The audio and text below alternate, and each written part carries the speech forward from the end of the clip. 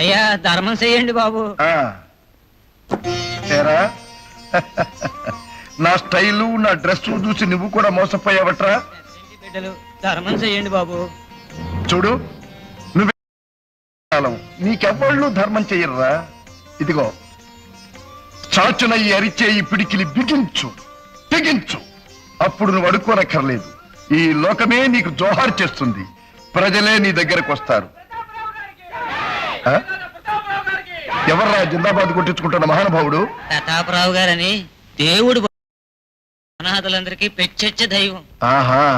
సోదర సోదరీమణులారా, అనాథ అనామకులు, దిక్కులేని వాళ్ళు, గతిలేని వాళ్ళు, ఈ మాటలను నేను గ్రహిస్తాను.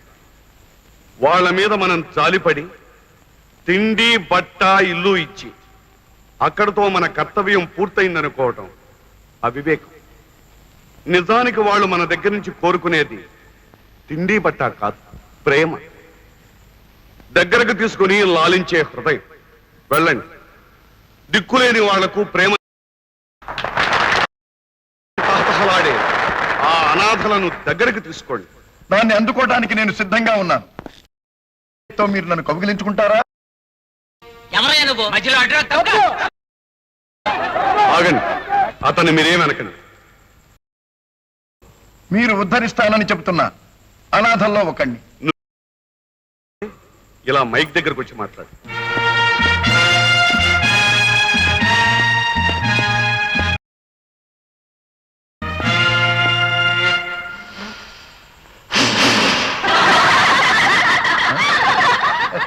సోదరి సోదరులారా, అలా నవ్వకండి.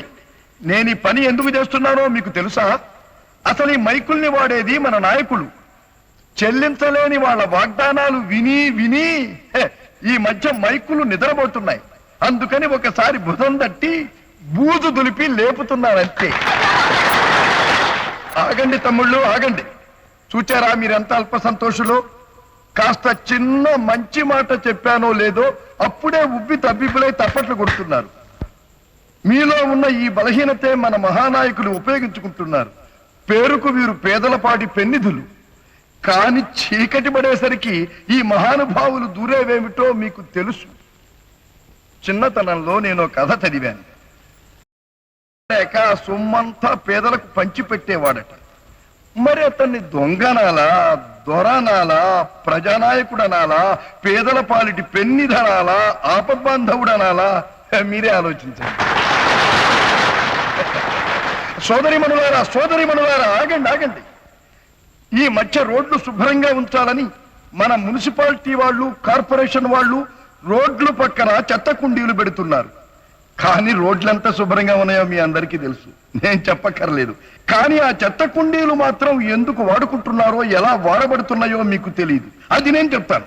కామంతో కళ్ళు మూసుకుపోయిన ధనమధాంధులు తాము అక్రమంగా కన్న సంతానాన్ని ఆ చెత్త కుండీల్లో పారేయటానికి వాటిని వాడుకుంటున్నారు. ఇక అసలు విషయం, ఎవరో వస్తారని ఏదో చేస్తారని మోసపోకండి. కేర్ ఆఫ్ చెత్త కుండీ, కేర్ ఆఫ్ ప్లాట్ఫారం అని వాగే పెద్దల పళ్ళు ఊడగొట్టండి.